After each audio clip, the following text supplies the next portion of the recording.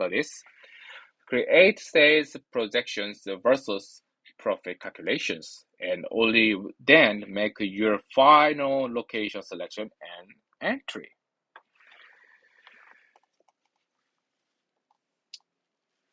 So let's get more specific about how transportation patterns and local demographics should influence your location choice. The gestation area offer guaranteed foot traffic. Thousands of people pass through daily. Residential route locations provide consistent daily customers who live nearby.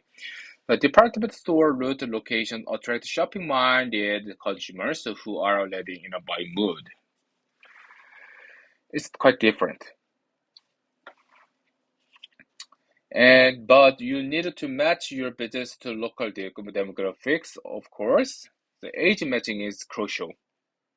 So align your business with local age demographics. If you are in an area with young families, children's products and services make sense.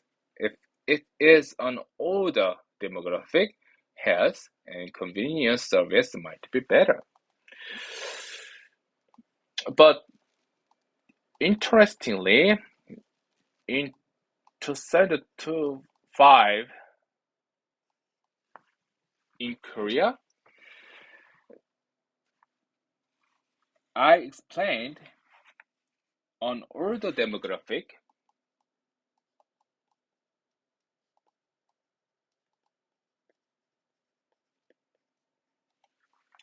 There are health and convenience services might be better, I explained, but in recent days in Korea, for young people have same situation. For the 20 to 30 people, young people like you guys, they prefer to buy health and convenience services as similar as all the demographic. It's a really interesting situation. So, but age match is really crucial, but not always works as well. So you must memorize it, this situation. So every academic people focus on this situation. So why young people buy health and convenience services as well? There is no result yet. So they just assume that, So just so if you have enough time, just think and assume why it happens in Korea. Okay, so let's have a look back to the lecture. So next consideration is income level. So income level matching is equally important. Match your product pricing with local area income levels. High-end products in low-income areas rarely succeed, just as budget products in affluent areas often struggle. And you also need to understand the lifestyle patterns, local consumption habits, shopping preferences, and cultural norms that affect buying behavior. And traffic pattern analysis reveals important time information. The morning rush period typically shows limited shopping activity because people are focused on getting to work. And afternoon peak begins around 1 to 2 p.m. as people finish lunch and start thinking about personal needs. So evening rush is peak sale period for most retail businesses. So direction matters more than you might think. Homeward bound customers shop more than work bound customers because they are thinking about home needs and have more flexible time. So for business operators, optimal commute distance is 40 to 50 minutes by public transport. Closer to home generally means better work-life balance and lower stress, which help business performance. Okay, so station area deserve special attention because they represent high traffic opportunities that many entrepreneurs overlook or misunderstand. The advantages are clear.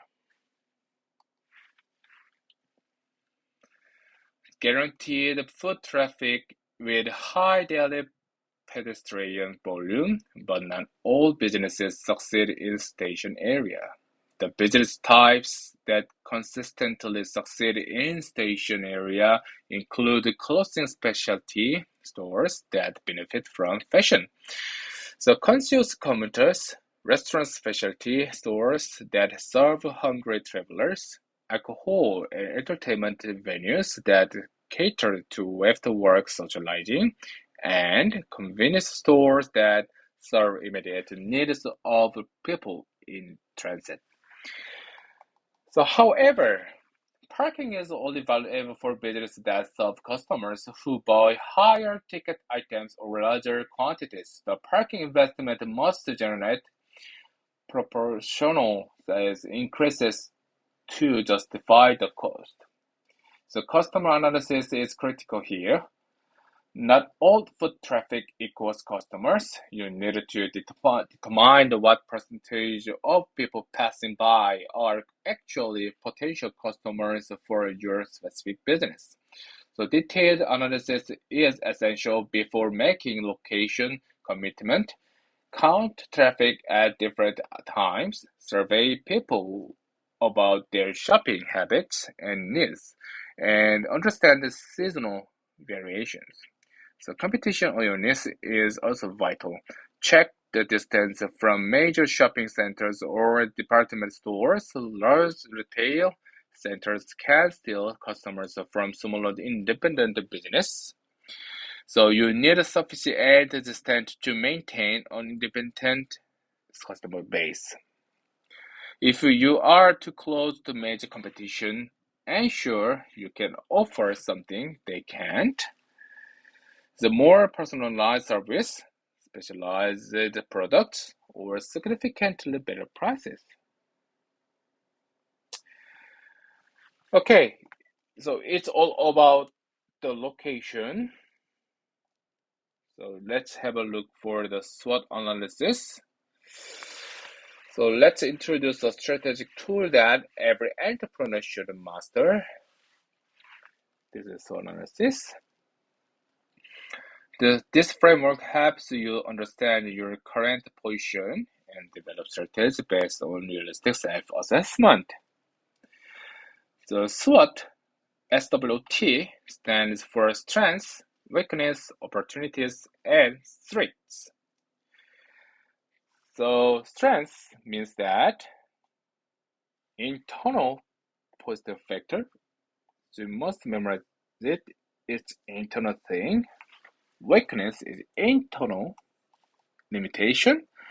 Opportunities, external favorable conditions, and threats also external challenges. So strengths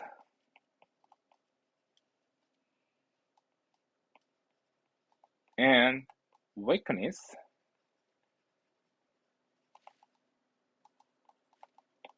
are internal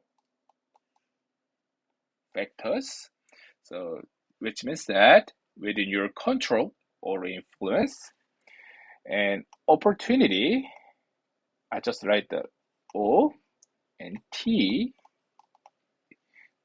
Those factors are external factor. So which means that it's better to explain it, give an example. So good example is the market condition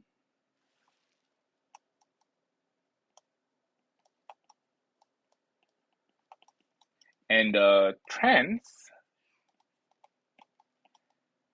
and environmental factors outside your direct control. So for entrepreneurs, this analysis serves several purposes. It provides honest self-assessment so you understand your current position realistically. That's why I said to you, if we have enough time, we are doing SWOT analysis during the class, offline class. And it enables strategic development by creating action plans based on your analysis. It supports risk management by helping you identify and prepare for challenges. And it helps you develop competitive advantage by leveraging your strengths effectively. So, competitive advantage. But I'm not sure, but this competitive advantage is a core concept for the modern business era. So, have you ever heard of sustainability? Oh, it doesn't work. So, sustainable competitive advantage is a core concept of modern business era. So, if someone have interest for it, just find what sustainable competitive advantage is. It's better to understand the business subject as well. Okay, anyway, so the personal application for entrepreneurship includes evaluating your past work performance to understand your track record, assessing your sustainability for entrepreneurship based on honest self-reflection, developing success strategies that build on your strengths, and making informed decisions about business opportunity. So this is not just an academic exercise. Successful entrepreneurs regularly use this analysis to evaluate opportunities, assess their readiness, and develop strategies that maximize their chances of success.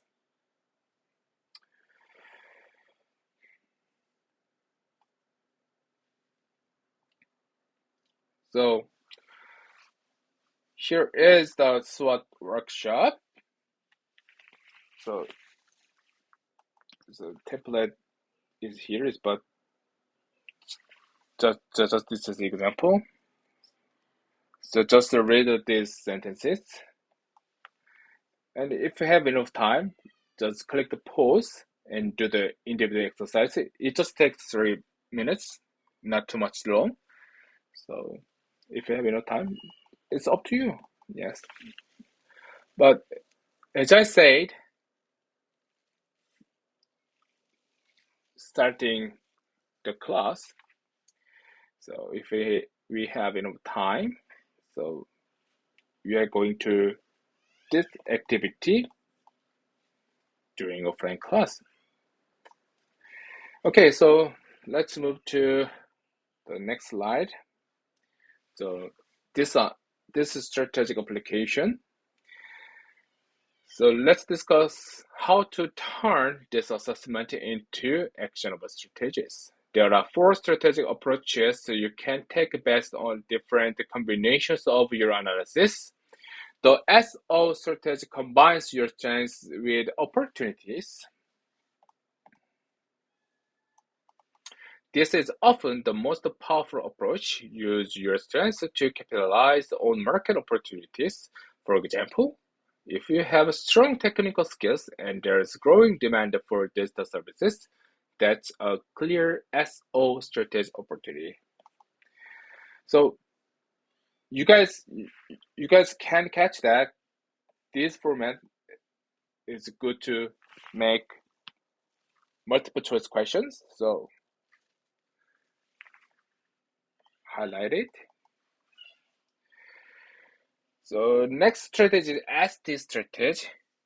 This strategy uses your strengths to defend against threats. For example, if you have strong customer relationships and new competitors are entering your market,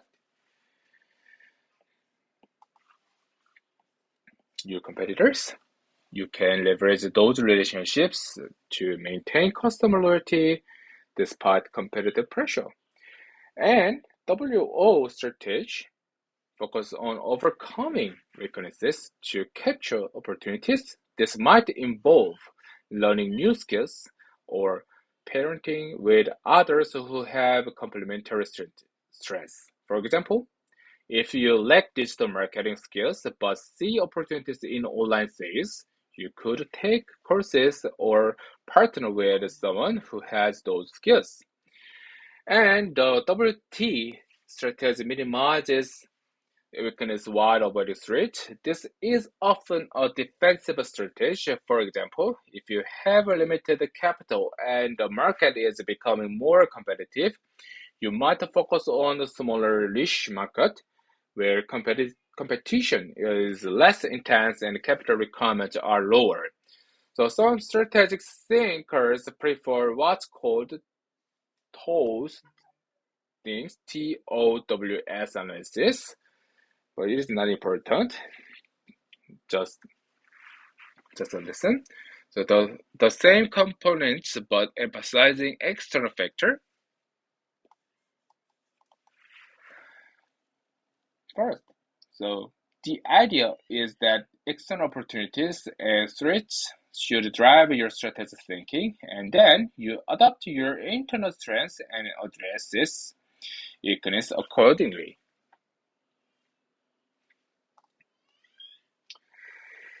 Well, there are personal action planning as well, but we don't have enough time in just the past. Okay, so I'm going to summary this session. So let's wrap up our comprehensive look at this chapter by reviewing the key takeaways and discussing your next steps. So from our entrepreneurship definition discussion, remember that innovation and value creation distinguish true entrepreneurship from simply opening another business. Risk-taking combined with calculated planning leads to sustainable success. So we covered the four essential elements in details for the entrepreneur. Self-awareness and thorough preparation are crucial for capital. Conservative debt management and adequate reserves provide flexibility during challenging periods for items. Understanding market timing and life cycle positioning affect your success probability. So for location, remember that it represents 70% of success for retail businesses.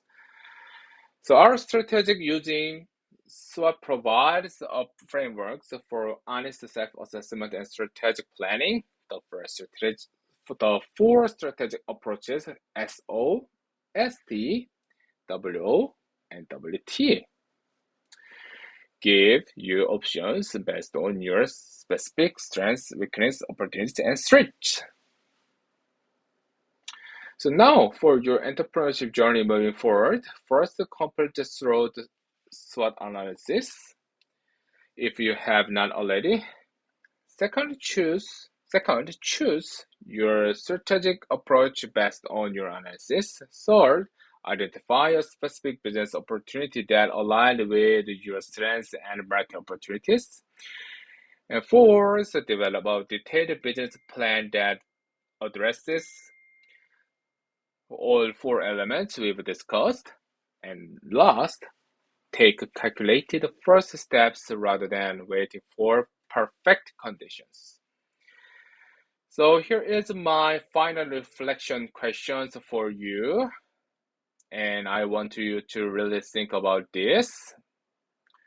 What's one specific action you will take this week to move close to your entrepreneurial goals? Okay, so that's all things about this session. So we are going to meet again next session.